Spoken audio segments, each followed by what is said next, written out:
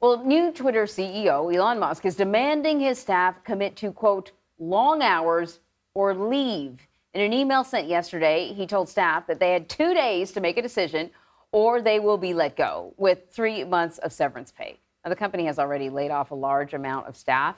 So for more on this, I want to bring in Christina Criddle. She's a technology reporter for the Financial Times.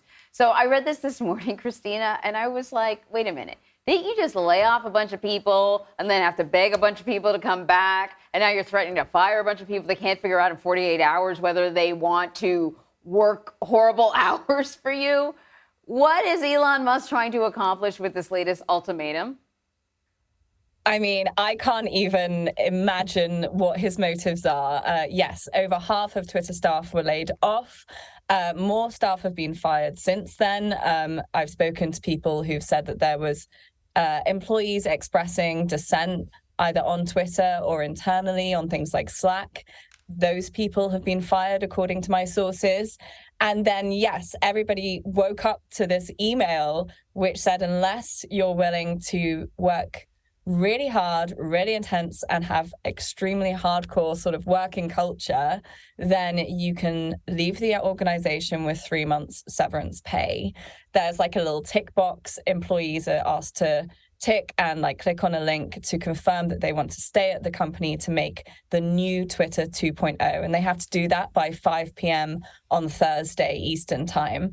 So it's really interesting to see what's going to happen. Yeah. The people I've spoken to have said, I'm kind of worried it's a trap. Like, they don't understand a lot of what's going on. Some want to stay and see how it plays out. Others kind of just want to leave the chaotic environment. Right. So, Christina, as you just mentioned, I mean, Twitter has fired or laid off nearly 50% of its employees since Elon Musk took over. You know, Brian Chesky was on our air this morning. He's the CEO of Airbnb, and one of our hosts asked him what advice he had for Elon because, you know, it's a technology company, somewhat, Airbnb. And he said, you know, one of the things that CEOs should do when you take over a company is listen to all the stakeholders, not just your employees, but your advertisers, people who use the product, right? And it doesn't seem that he's doing that. And I guess the question is, he's been successful in running other businesses, presumably.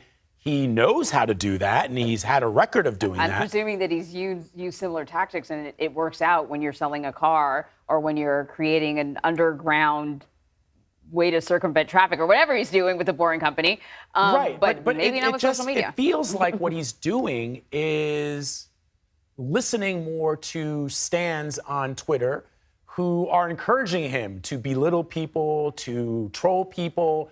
And that seems to be the energy at play here, as opposed to, hey, let me really dig into what makes this company, for some people, a wonderful place to work. For the users, an important part of their jobs and their user experience is something that they value. But he seems to be doing the opposite of that. What are you hearing about why that is? I think, you know, we have to say Elon is a very impressive businessman. He's not stupid. And although you can kind of see this chaos unfolding, he is looking for opinions on Twitter. We can see it plain sight. He is canvassing opinion. Now, whether they're the right sort of opinions, that's up for debate. But he really does want to change things at this company. And you can see that he's come in, he's been brutal, he's been fast to act. And now he's trying to implement what he thinks Twitter should be. And he's apparently staying there overnight, working through the night, encouraging his employees to do so. They've rolled out some features arguably too quickly, which has led to lots of glitches, but they're apparently working on that really hard as well. I think it's not been enough time to see whether he's going to be a positive thing for the company or a positive thing for the user experience. I'm watching very closely to see what kind of moves he's going to be making, whether he can make Twitter Blue a success, whether he's going to be looking at other types of revenue for the platform or other kinds of models like that aren't advertising, especially at the moment. So it'll be really interesting to see what happens. I just wonder, you know, you hear all these things about what's happening at Twitter, and it's funny enough, I can't figure out what's misinformation about Twitter and what's not. You know, people say, oh, racist terminology is skyrocketed on the, you know, and other people say, I think I was, you know, shadow blocked, or just, you don't know what's anecdotal and what's the truth. But all I know is this does seem very chaotic, and I don't know how you can just cut out half of your workforce and still function. I mean, in your assessment, how is Twitter running right now? Yeah, I think it's been incredibly frustrating, even as a reporter. Like, the communication, like, officially has been really cut off in my experience. When I speak to employees, they don't really have a great understanding of what's going on. So that's not trickling down from up top either. And yeah, you can maybe say, okay, they've lost all of their staff, so it's going to be chaotic. But in terms of communication from the leadership as to what the strategy is, what's going to happen, this email today kind of gives a little bit of insight.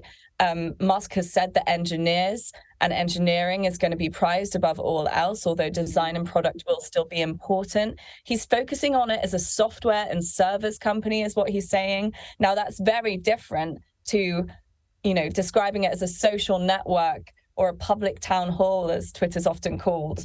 I'm sorry, my lights have gone off. That's okay. Yeah. We can see you, but I think you're making a really great point that he has, for most of his career, leaned into the expertise of engineers, which is why, if it's true, he thought he could grab a couple of engineers from Tesla and drop them into the Twitter box and say, fix this.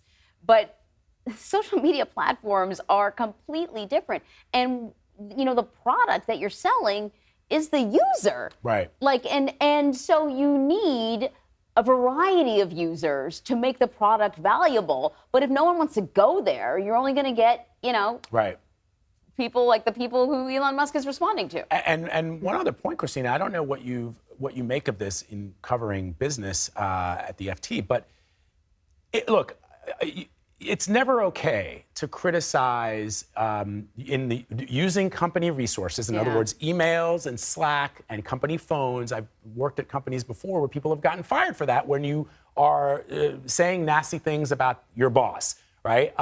So I don't think anybody's taking issue to that if you are one of those individuals who are engaging in that sort of behavior. I'm not passing judgment on whether it's right or wrong. I'm just saying that the company has a right to lay people off that they think are not team players, okay?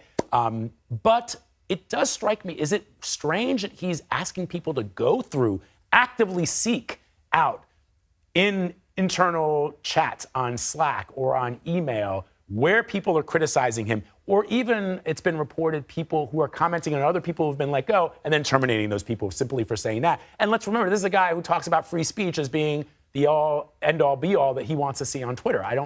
Is that strange to you?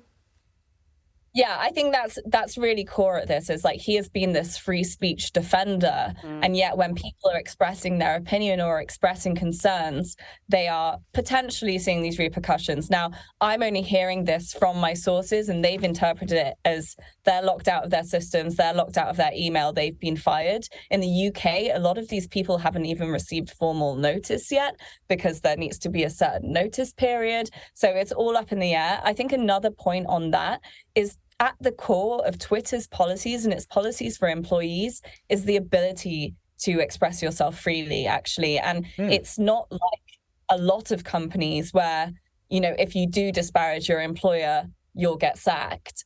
I think Twitter has always encouraged that freedom of speech within the organization as well. And there hasn't been a sort of on the record change to policies. So the employees I speak to, they're confused because they've always been able to express themselves in this way, and suddenly they're not allowed to.